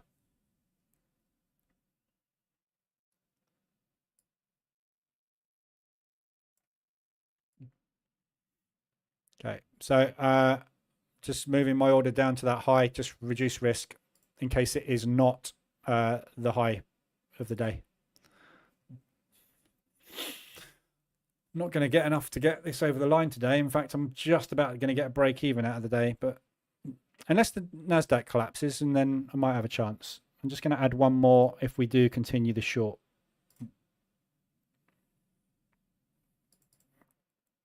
So just adding one more if we break that low. Volume's dropping off, so we're not really going anywhere. That approach totally makes sense. Research shows your attention spans are dropping drastically due to heavy mobile device and social media use. What was I talking about there? Oh yeah, the shorter content. Yeah, I mean, it's just, if you look at, like, if you go back to the ADR, right? ADR reversal alerts indicator. It's probably one of the most important indicators everybody in trading should have or know about. Yeah. The video, and I've got to redo all of this. It's going to take me ages, but I'm going to redo it all. The video, which explains what it all does. Oh, this is a 4-minute one. Oh no, sorry, that's the market reversal alerts one. I'm looking at the wrong one, right? The ADR reversal indicator, yeah. How to profit from ADR. Everyone's like, oh, what's this do then? 35 minutes. They're not going to sit through that. It's very important, this video, because it explains all the logic, how the edge is created, why it's created, the research over 20 years that comes to these conclusions and everything. But no one reads, no one can be bothered to sit there for 35 minutes and watch something. But if I put a 3-minute video up explaining what ADR is, what the edge is, and how it works, which in effect, if you go and watch this one,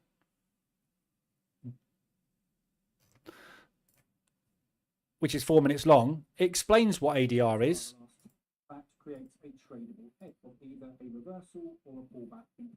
That's simple. People can sit there for 5 minutes. I'd like to look at my statistics after a while on this and see how many people actually get through the whole video, because even a 5-minute video, no one ever watches the whole thing. Bizarre, isn't it? We've gone from sitting there on the telly and on the couch, watching the telly, and then watching an episode of something, having to wait a week for the next episode to come out over a period of 3 to 4 months before we finish a season in something, to now having watched one episode of something going, I like the look of that, I'm going to binge it, and finishing the whole lot within a day or two. Yeah. And if we don't like something, we just turn it off. My kids, when they watch YouTube, and this is what they do when they're watching YouTube, yeah, they sit here and they go, right, to the square and opposite the 8 to be more consistent and less comfortable. Right. They don't get any of it. They don't understand any of it because they can't sit through 5 minutes. It's nuts. I don't know how they're going to learn anything. Anyway, but that's what they do. They watch it. I stand over their shoulder if we're watching something together about, like, going to the gym or something. And they'll skip through a video and I'll go, whoa, hang on a minute. What did he say? And they go, I don't know, but we need to get to the important bit. So how do you know that wasn't the important bit? The kids of today. Right. Euro CAD is spiking. So Canadian dollar seems to be coming down. Looks like we got some news. There he is. Governor Macklem, Tiff, good name. The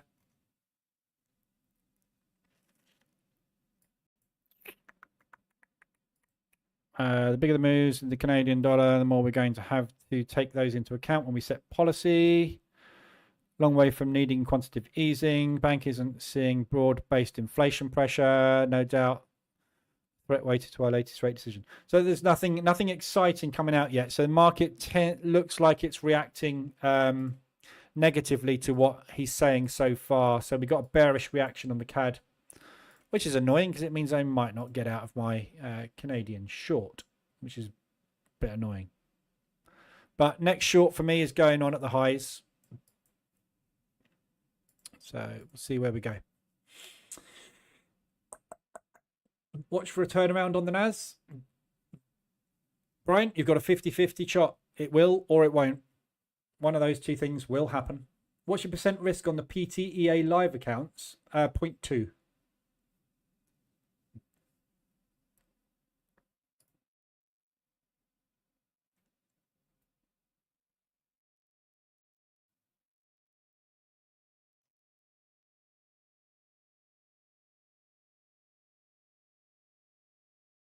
It's just not going anywhere today, is it? Look, we're really stuck. So there's a nice 3-bar reversal just gone in on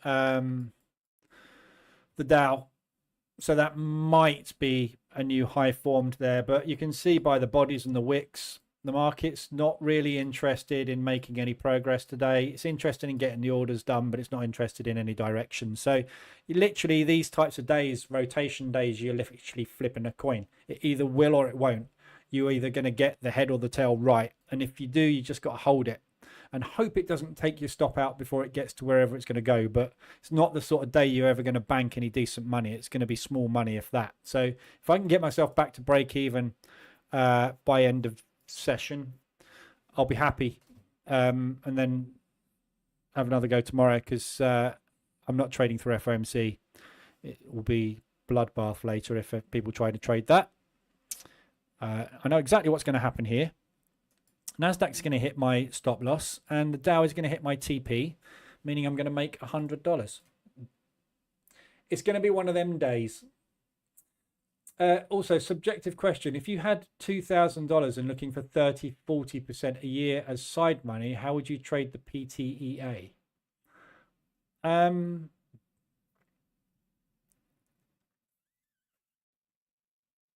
I would do some back testing. I don't know. No different. 30-40% a year is easily achievable with the position trader EA with low risk. But the problem you'll find is, can you get 30 to 40? I mean, with $2,000, can you get anything higher than minimum lot size on? I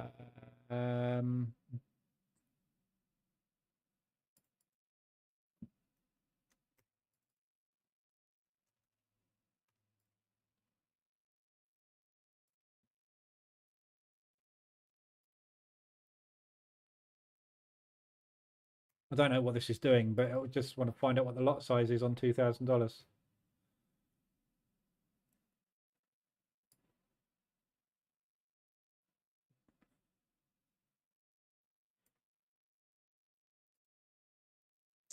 Oh, yeah. No.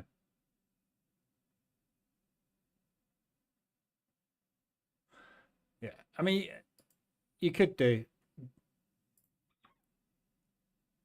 I would just, I mean, it's either ADR reversals or RSI. But with $2,000 to make $300 to $400 a year, you're not looking, not even that, is it? It's $150 or something a year. No, hang on. 10% is 200, 600 to $800 a year. Yeah, you just got to keep the risk low and ADRs or RSIs. It's down to the market what you make. I made over 40% last year, and it was the worst year I've ever had. Worst year by a long way, long way. And I still managed to make well, actually 39%. So pretty much bang on. And that's my worst ever year with it going wrong. Virtually every quarter we had a squeeze, went wrong every quarter. I had a hideous month every quarter. I had 4 hideous months last year. I never had 4 hideous months in my life. I had 4 of them and I still made 40%. It's not difficult to make 40%, but you've got to be patient. And this is the problem. People aren't patient, are they? So do the back testing is the best thing. Swiss yen ADR, Swiss yen.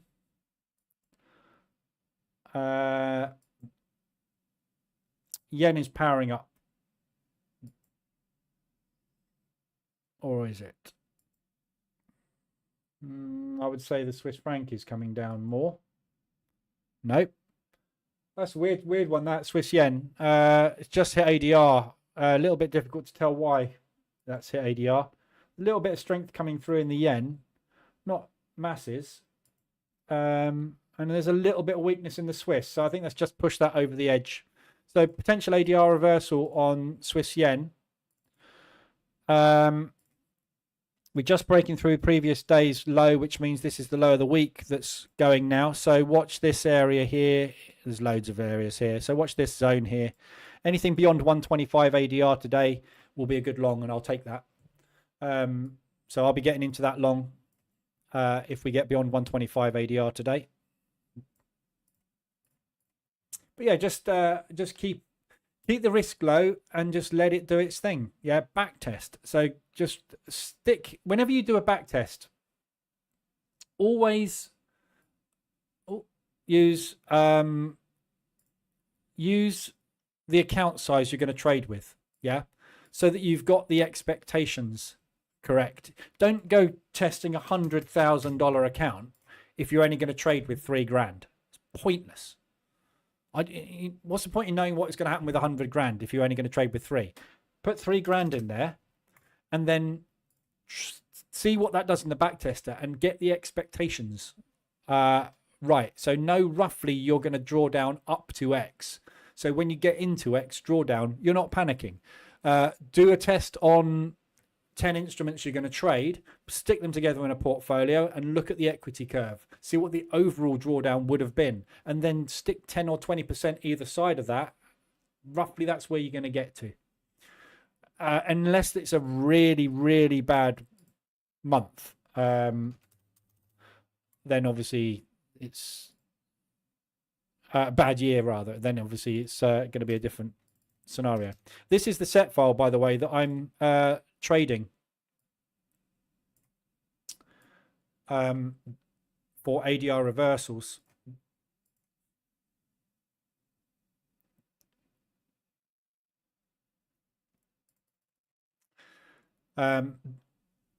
So this is what I've decided to run with ADR reversals, which is a quick scalping strategy, and it's as you can see, it's normally taking 2 positions. Most of the positions are 1 or 2 trade entries. You get the occasional 3 or 4, which will do drawdown control on, but the vast majority of 125 ADR reversals are out within 48 hours. If they're not out within 48 hours, you'll get an RSI extension, and therefore I'll take the RSI extension with the other account. So the idea is of splitting the 2 strategies out is I'm going to use this for quick scalp income, and then I'm going to use what losses are made here to be recovered by the RSI strategy. Obviously, if you get an RSI extension and an ADR extension at the same time and they both work out, I win twice as much. But I won't take squeezes on ADR because this closes out on a Friday.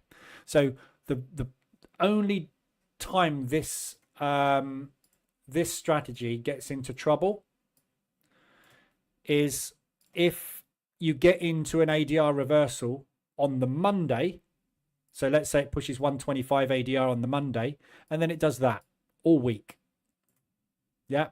We don't usually have news on a Monday that is enough to change the fundamental direction. Usually news events that do that come mid to end week.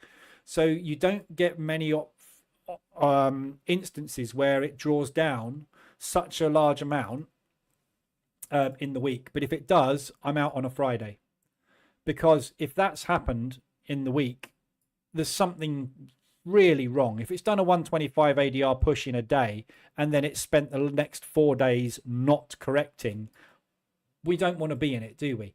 With RSI, it won't probably get to RSI extension there. It will get to our RSI extension on a Tuesday, and then I'm going to scale in 3/4 of an ADR over a period of weeks and wait for the reversal to happen. So this gets out and goes, screw that, let's try some more scalping, and then the RSI strategy takes over here and then gets itself out there. That's the theory. Whether or not that works, we'll obviously find out, won't we? But yeah, so that's basically what it's doing. Why is that locked up?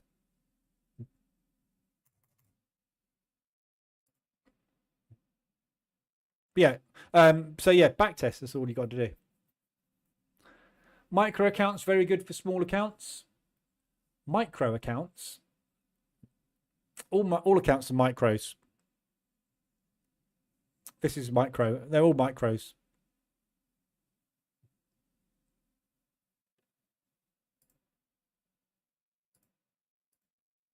Okay, so you can see a nice recovery, but it's going to have the odd blip, and stagnation, which is normal.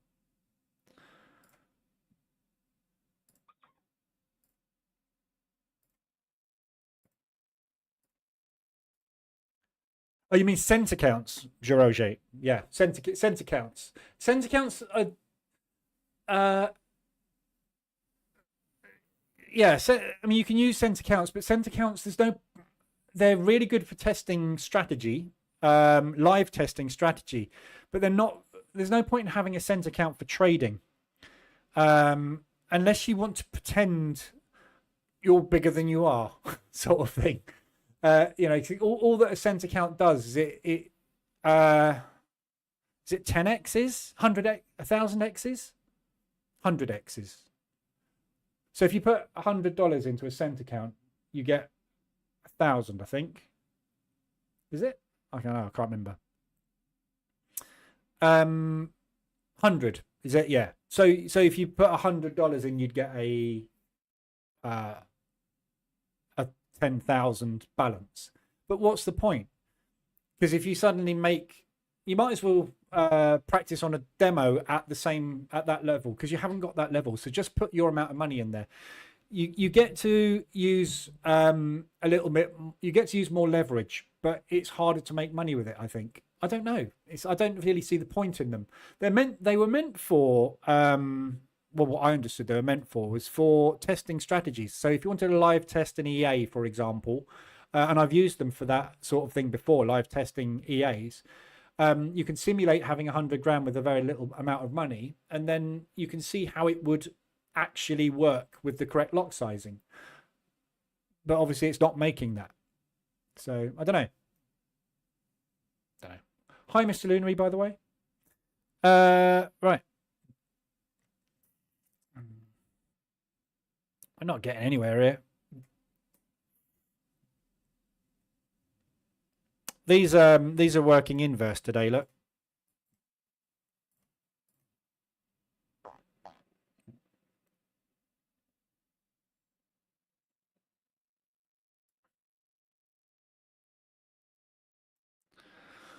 I'm just going to leave that where it is. I'm not going to touch it. It's either going to go or it's not. I don't think it is. Break even is my goal today. Right. So keep your eyes peeled on Financial Juice for anything more from Macklem. Bailey speaking again.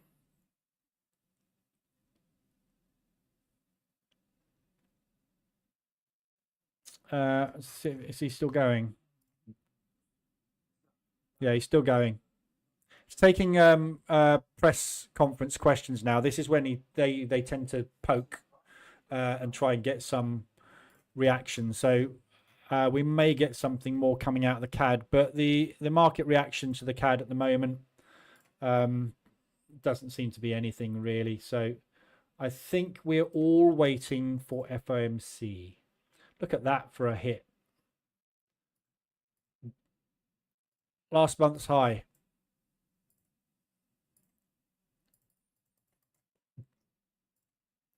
Boing. Somebody's selling the highs.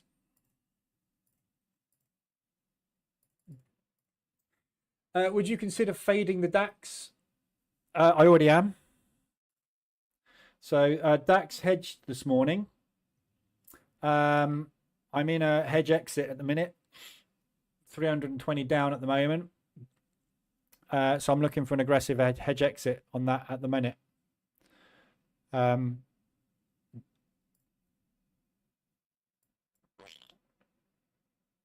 Which is kind of working at the moment. So we're 5R on the DAX from the break. So I exited longs at 5R, actually just shy. My actual 5R target was there. I got out ever so, just got out before the live stream started because of that price action there. So we rallied, look at this, look, 5, 10, 15, 20, 25, 30, 35, 40, 45 minutes straight up, yeah. And then we ended with a tail at 5R basically, yeah. So that was where the original target was, and I saw that wick going, so I thought if the next candle on the open, and this is the open, look, the next candle on the open, this is the New York Open, doesn't go bull, I will exit, because this looks like we're going to start some selling pressure. And then we got a doji, a deadstone doji, so I got out of the longs. We looked like we were going to start to come down, but it didn't. It rallied back up again, but now it's coming down. So just looking for a move down into somewhere above those lows to get out basically. So won't be long if this bearish price action continues. This probably means, yeah, the Nasdaq's starting to break down. Oh, there we go. So I nearly hit target on that. Are we going to collapse today? Let's get a little bit more aggressive. It's just watching these lows. See if I can get 500 out of that. Because if I can get 500 out of this break short, if we can just come in a rotation day basically, which is what I suspect that we're going to put in today, just that. A lot of the time it will just sweep the highs and then it will sweep the lows and then it will continue just to rotate. So if you look at that as the low and that as the high, which is what I was expecting to come off of those highs there, we're going to sweep these lows. So if we can sweep these lows down into this area here, that banks me 450, 300 down, that puts me 150 up. If that Nasdaq is anywhere near break even, or if bank, would be lovely, it collapses, that'll be the loss back plus profit. But that's the open, and we are now rebuying the open. So what I'm going to do is just remove the risk, and see if we can get a nice breakdown. NAS is going. The reason I thought the NAS might be going is because the DAX is going, because the DAX and the NAS tend to do the same thing during the New York session a lot of the time. So stock sector purchasing basically. FTSE will be coming down as well. I'm stuck in a hedge on the FTSE as well. Not a good day today. Didn't get anywhere near 5R on the FTSE this morning. Target was just outside the last week's high. I didn't adjust target on that one. I thought we would break that today, but we didn't. So stuck in the FTSE. Tricky day today. Always is on FOMC because the market's just not got a clue what to do. Because, if you've got a massive load of stock sector purchases to do and the dollar's going to drop, you're going to buy it tomorrow, aren't you? So you don't want to go and put a load of orders in today. So we typically don't get much movement on the stock indices. Although the DAX and the FTSE have not done bad today, but be very surprised if we get very far here. But yeah, it'd be lovely if we can get that breakdown on the Dow. Well, it won't be lovely for me here because I'm hedged. But I don't care. I'd rather get another funded account and take a couple of $100 in, or pounds that account is, a couple of £100 loss on my actual account to get another $5,000 of funding on, actually it's not $5,000 is it, it's $3,000 of funding on Top Step.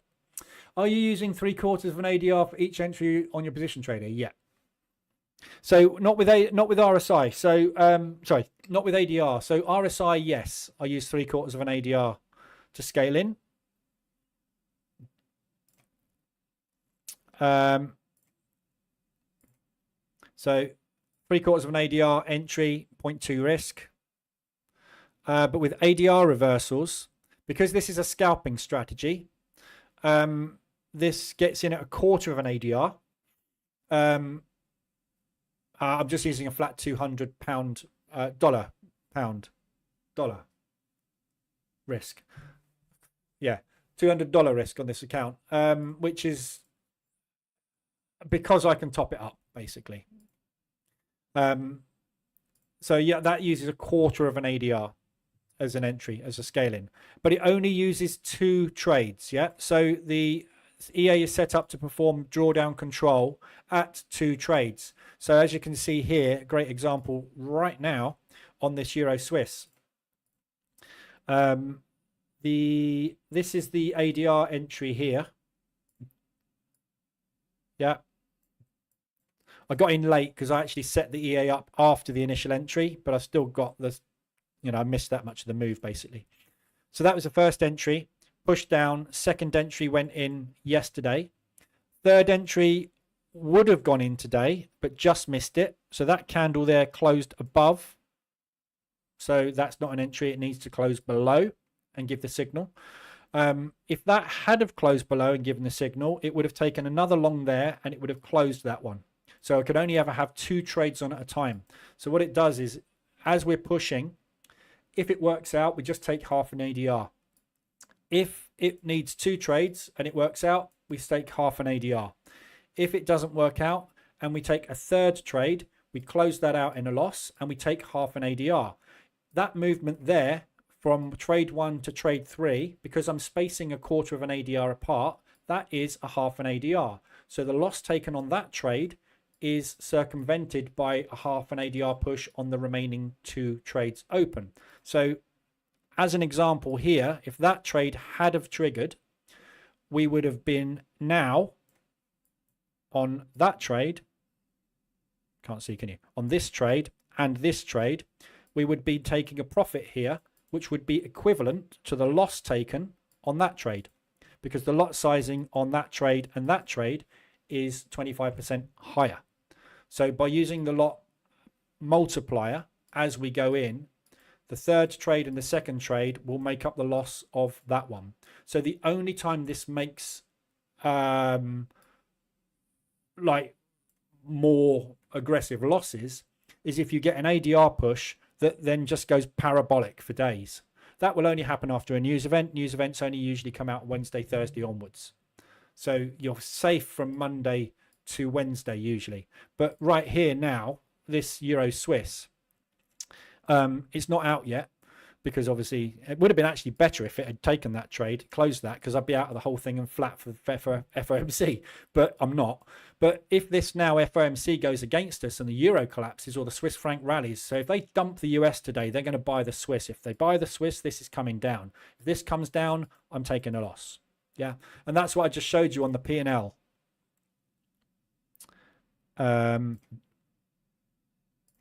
Yeah, so these are where you're taking multiple trade losses. Yeah, these dips, these are multi-trade losses. So this is taking maybe 3, 4, 5, 6 positions, and it's not working out, and then we go Friday, screw it, out, didn't work. Yeah, but the vast majority of the time it's over 80% strike rate. You only ever get 1 or 2 trades and you're out, because we're scalping. It's fast, it's quick in and out. We want to be out in 24 hours to 48 hours. If we're not out in 48 hours, something's wrong. Yeah, because the market's pushed and it should retrace. If it haven't retraced, scrap it. Something's gone wrong. That's the edge of the strategy. That's what ADRs have always been about, is in and out. It's a scalping strategy, 5 minute or 15, depending what you want to run it on. Do I ever manually enter? No. Because I've got EAs. Very, very rarely.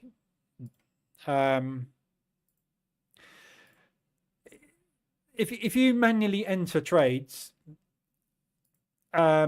you are introducing a factor into your trading that is not in your back tests. If you can build EAs to trade in a certain way, and you can create an edge with the EAs in back tests and with robustness tests, system parameter permutation testing, and it generates profit on multiple instruments over a period of 4 to 8 years, and you forward test something and it starts to work in the same way as the back tests, every time you press one of these buttons here, you're introducing a variable that you've never tested. So if I go, oh, that Euro CAD, I'm going to take another quick one here because I like it. It looks like it's going. That's not my strategy. My strategy is to scale in 3/4 of an ADR apart because all my back testing has shown me that's the best thing to do. If I scale in with more size here and this goes up on FOMC this evening, what I've done is I've doubled my risk and drawdown. That's not part of my strategy. However, if price was to push up like this and I got a signal short there, which was just below the level, I would go, oh yeah, I'll take one. But 9 times out of 10 when I do that, it will go like that, and the EA would have taken one anyway at a better price, which moves my average up more. So, but if you're talking about manual trading, i.e. not using the ADR or the RSI strategy and basically using another strategy to press the buttons, yeah, you can do that. But you can't fully back test that. So, you know, my whole approach to the market is elastic band theory and knowing what the banks and institutions do, how they work, how they operate, how they make money. So I know it's not a good idea to get in here, yeah, because they haven't gone anywhere. For a bank to reverse a move, it has to have made a move. They don't just make a move before another move has happened. This is what market structure is. This is why I called myself what I called myself, market structure trader, because that's all I trade is market structure, and market structuring is indicative of swings. Swings are measured using oscillators. Relative strength measures bank and institutional movement.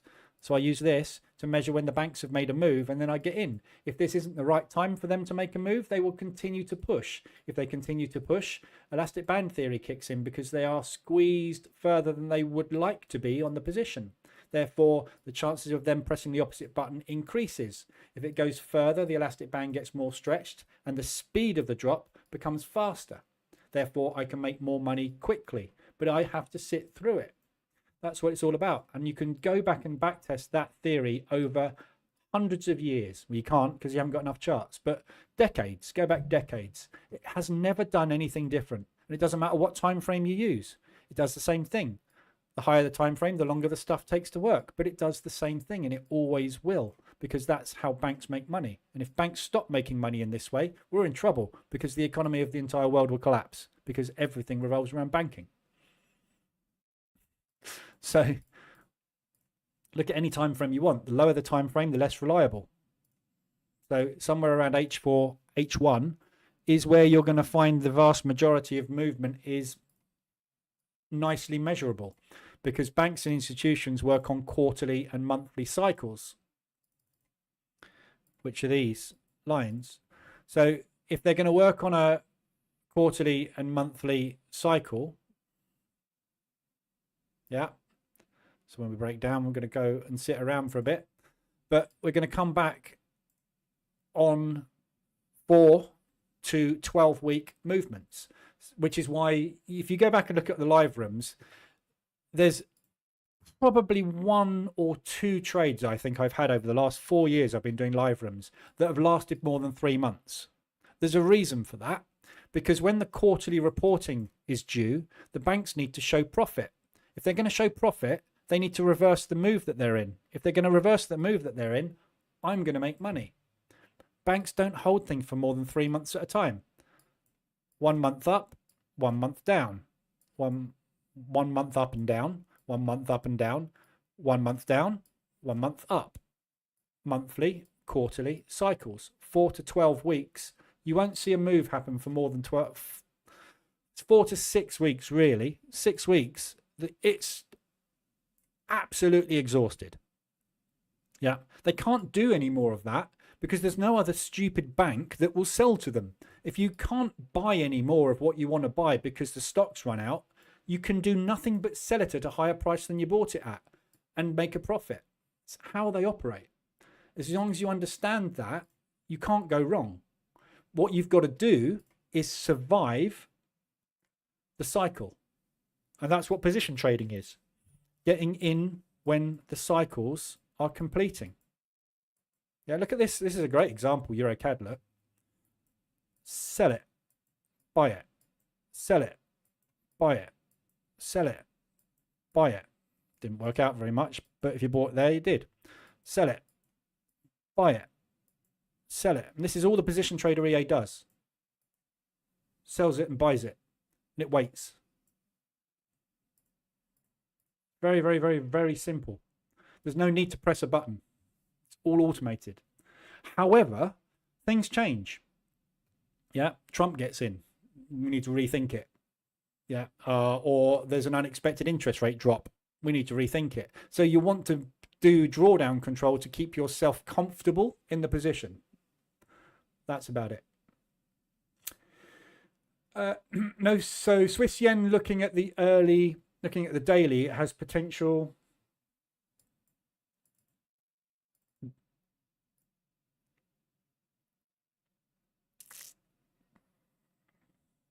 Has potential to go much lower. But you may take the 125 extension. What makes you think it's got potential to go much lower? What do you class as much lower? Yeah.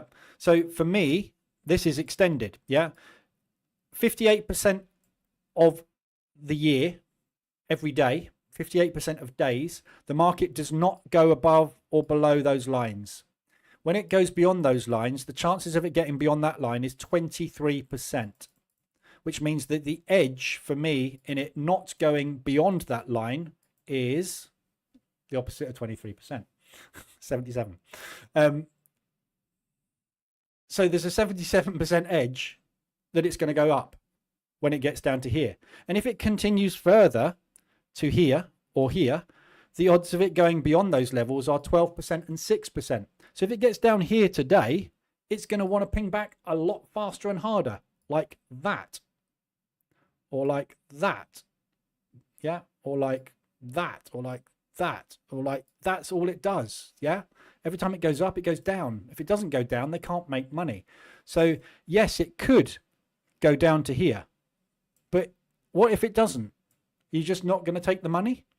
So the best thing to do is get in here and hope it does that. If it doesn't, get in here as well, change your price from there to there, and then wait for it to do that.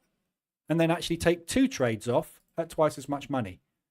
Is it better to take 1 profit or 2 profits on exactly the same edge?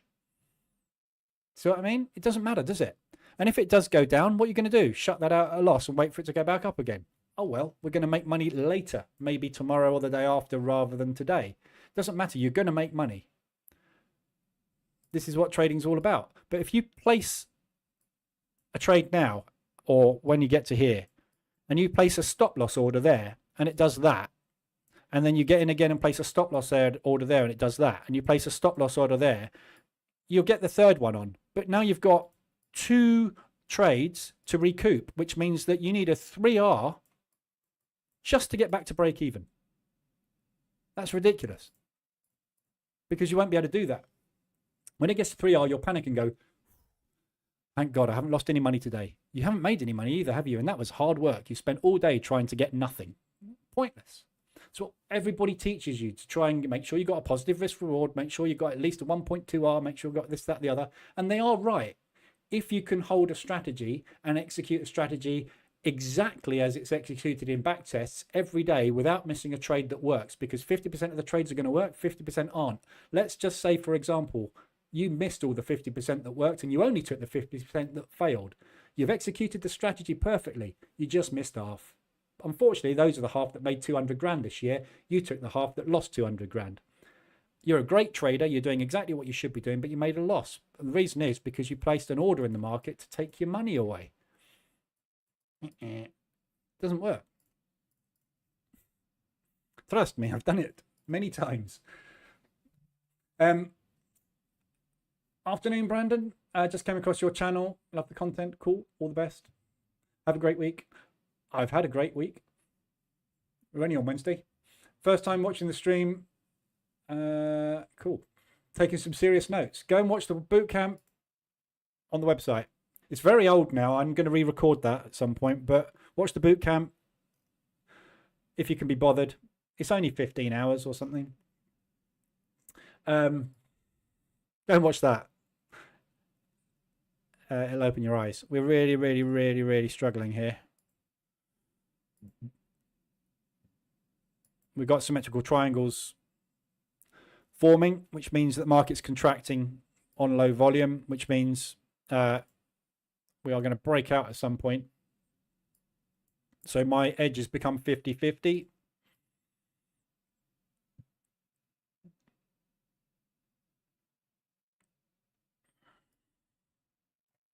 Just going to knock some risk off the NASDAQ. If we break back above those highs, I'm done. What's the time? 4:30. We've been open 2 hours. I'll tell you what, I'm going to close. Tell you what I'm going to do. Just no, it's going back up again. Just so that I don't have to watch it. That's too far away.